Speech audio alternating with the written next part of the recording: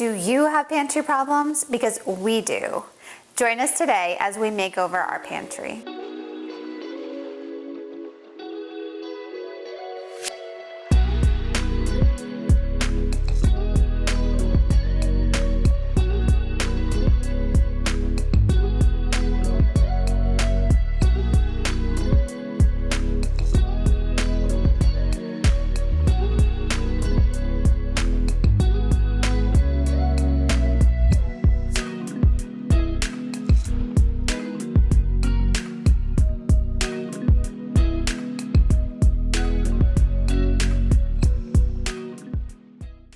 Like in any home, our family revolves around the kitchen. We try to involve our children in every part of our meals that we prepare, that we make.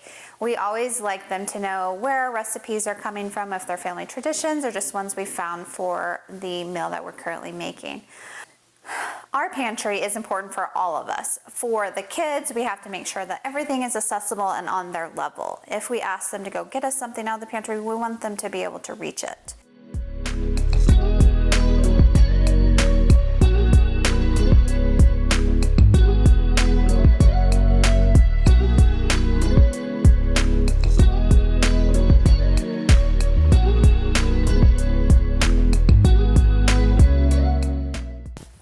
We are going to be working on the lighting in the pantry because things really get lost back in the corners.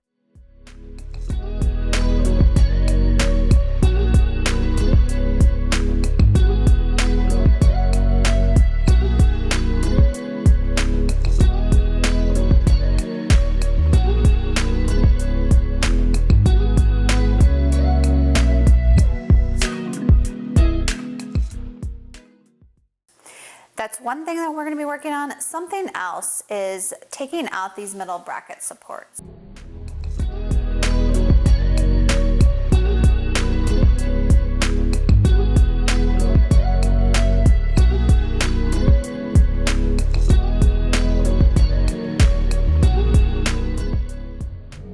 Something we've always tried to have is a second product on hand.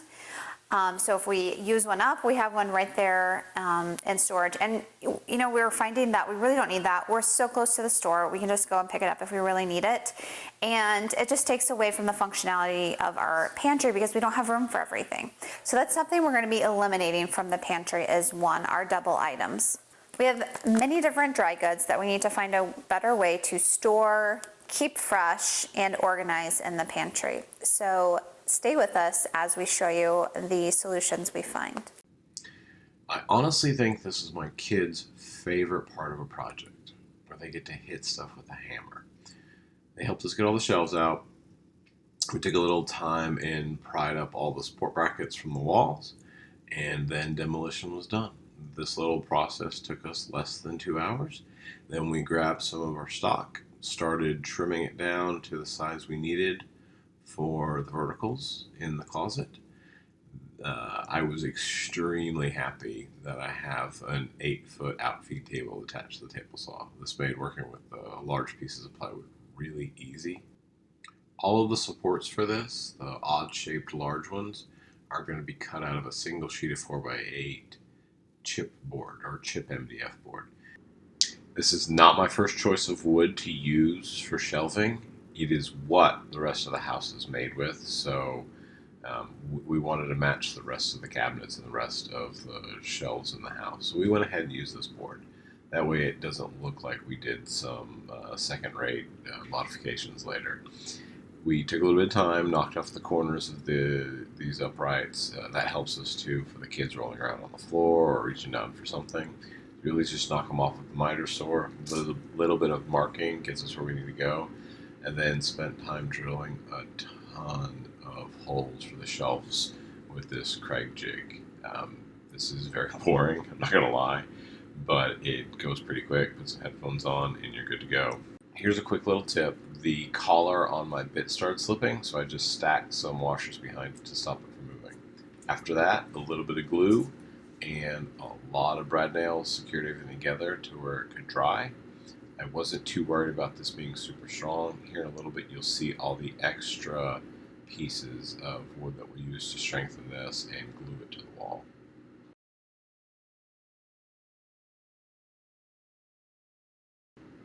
My lovely wife and I muscled these pieces into the closet. This is awkward looking, and it was very awkward to do. Again, these are 8 foot long pieces, and trying to shove them through a standard door was a bit on the rough side. Very glad we made the decision not to assemble them out in the garage, but to do it on the wall once we get in there. Using a liquid nails, we held them in place, lifted them where we wanted, and drove a couple screws just to hold them, and then came back and drove screws on the stud every 8 to 12 inches just to make sure they were good in the wall and were held up really well. Second piece went in. It was actually a little bit harder because we already had the first piece in, so less room to maneuver, but we managed to get it in. Same process as before. It was definitely nice having a second set of hands to do this. I honestly don't think I could have done it by myself. The pieces, even though they're not a full sheet of plywood, are still extremely heavy. We just finished up the last of the major support for the shelving. We also did the bottom shelf, which will always be in place, and our top shelf up above. Now we're on to painting prep, and that includes us caulking all of our joints. We did that last night so that it would have time to dry. I came back in this morning and scraped off any edges that were rough along the sides. We also went ahead and spackled over some of the holes that were left from the original shelves, and that will give us a smoother texture along our walls before we paint. This definitely doesn't have to be perfect because we already have textured walls, but it's also going to be back behind all of our groceries, and so most of it you're really not going to be seeing. We just didn't want any huge holes left behind. Once all the support structure was in the closet, we used those measurements to cut out the shelves. When we originally designed this, the intent was to make it to where all of these shelves could flip over either direction and work from the left side to the right side. So we took careful measurements to make sure that that happened. The CNC was used to cut everything out. This made sure everything was the same and allowed us to quickly batch out stuff. You can see in the back of this video that we're starting to gather a nice little pile of offcuts. I don't know how long this would have taken me without the CNC, but it made this process go pretty quick. Once we did the corner shelves, we started working on the rest of the project. The round Lazy Susans were easy to pop apart, and multi-tool like this makes short work of cutting out the tabs left from the CNC. It's very simple to come back after that, use the router table built into our workbench, and clean up all of those tabs. While Jason was working out in the garage on other parts of the project, I began taping off the inside of the pantry. Here you can see me covering up the light completely with the tape. This worked out really well because we could actually still leave the light on so that he could still see inside the pantry. I just went around all the edges of the door frame. After I finished the door frame, I went ahead and went around all the baseboards of the pantry as well. Paint prep was a family affair on this one. My boys truly enjoy going in the garage and working with power tools, supervised of course. We make sure they wear the proper PPE and that they get a hand on making stuff. It truly warms our heart to see our kids use tools and be able to do stuff for themselves. It was at a very early age that our oldest son started being able to grab a screwdriver and install batteries and tools. So we really enjoy that. We split up all the tasks. Melissa took a little bit of time and cut up all the string we're going to use to hang the parts. Henry and Colin were helping install the different eyelets and stuff we're using to hang it. We used a couple quick tricks to install the eyelets after we drilled the holes. By spreading one of the eyelets out, we can use it to drive the rest in. It goes quick, just hook it on and use your drill or driver to get it home. We took turns threading and tying knots into the eyelets. There were quite a few of them. After about the first dozen, Henry got a little bored with it. So he moved on to a different project and helped Mom a little bit. This was pretty tedious, but it paid off here in a little bit when we started to hang all the boards. We did not go full murder room on this project when we were setting up the plastic. We're just spraying latex paint Some of it did get on the floor, and we'll show you that here in a little bit, where we were a little careless on masking stuff off. Henry, of course, wants to roll paint. He does not like using the sprayer. The noises bother him. So we let him paint a couple of them on his own. The rest of them, we grabbed our airless sprayer, filled it full of primer, and started laying down coats. This goes extremely quick. In fact, I think it takes more time to position the pieces than it really does to lay down the first coat of primer. This is something that's definitely a good idea to have a second hand on, but it goes extremely quick. I don't think I ever want to go back to rolling every single piece like this.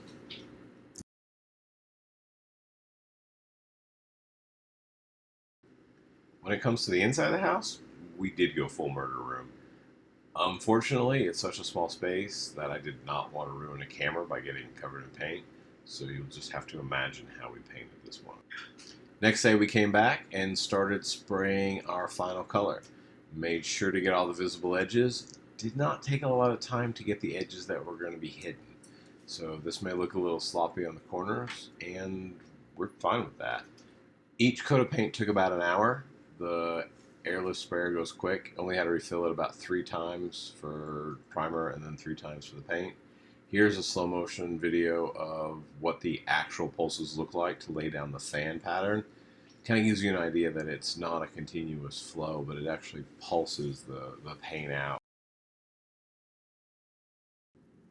Henry and I had the fun part of putting the pantry back together. So we started installing the shelves and playing around with the different appliances and items that go back into the pantry. So the great thing about the pantry, and the thing that I'm loving the most, is that all the shelves are adjustable, and so we are able to maximize the use of the pantry. Henry and I really enjoyed moving all of our ingredients around and figuring out how all the appliances would fit back together in the pantry. So since we originally put this back together, we have moved many things around in multiple different locations, just playing around to see what we like the best and trying to use the space most efficiently. While Melissa and Henry were getting the shelves organized, I worked on the final bit of assembly we had for these. The Lazy Susans are just simple hardware off of Amazon. Once we pulled off all of the hardware we used to hang them, it was a simple matter of starting the layout process. These are round components, 4 screws per part on each the shelf and the bottom of Lazy Susan. We scribed a couple lines to center them and used the 4 holes to find the location to pilot. This went really quick. I made sure to use a backer board when I was using a Forstner bit to drill the access hole to put the final screws in. Centering it up was pretty easy. I knew the diameters of both my circles and what the offset was going to be, and then just worked my way around and drilled in a set of pilot holes. Installation went real quick. Quick tip though, if you stick some magnets on the end of your drill, you actually magnetize the driver bit, so the screws don't fall into the hole and you don't have to fish them out. Quickly go through and lock them all in place. These last couple of shelves went in pretty easy. They are, however, about twice as heavy as the rest of them, so be careful when you're lifting them in. Had to work from the top down just to make room for that first one to go in, and at this point, the main structure of the pantry was done. Just to bring you back to it, here's the original pantry. Lots of mismatched storage solutions, lots of dark corners, big posts in the middle that we just found really annoying. All of our appliances were up high, hard to get to, and a lot of times we had to get step tools out. We are so excited that the pantry is finally finished. Of course, there's always something that you would want to do different or change. Yeah. But the great thing with our pantry is that it's adjustable, and so in many of those cases we are able to adjust and make changes where we want to. Yeah. Let me show you some of the storage options that we chose for our pantry. So we did end up keeping a few of these type of containers. One, because they're dry erase, which is awesome. So we can just erase this right off. and write on whatever we want for this particular bin. I want to show you some of the other storage options that we found. We've always wanted some of the kind of click tight or click closing containers so that we could store things, get it out of bags, and just make it more organized and more efficient in the pantry. The thing I love about these containers is they come in multiple different sizes, so you can get different sizes depending on what you're putting in them. We love these because we can stack 4 or 5 across on our shelf, and these are usually the snack containers that we use. The thing that I love with these is that they're stackable. So you can stack on top of each other and save space. We're done for now.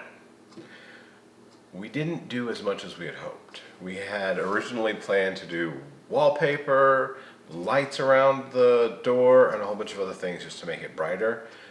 Once we get the shelving in place, it was much shallower than the original, so it actually brightened it up quite a bit.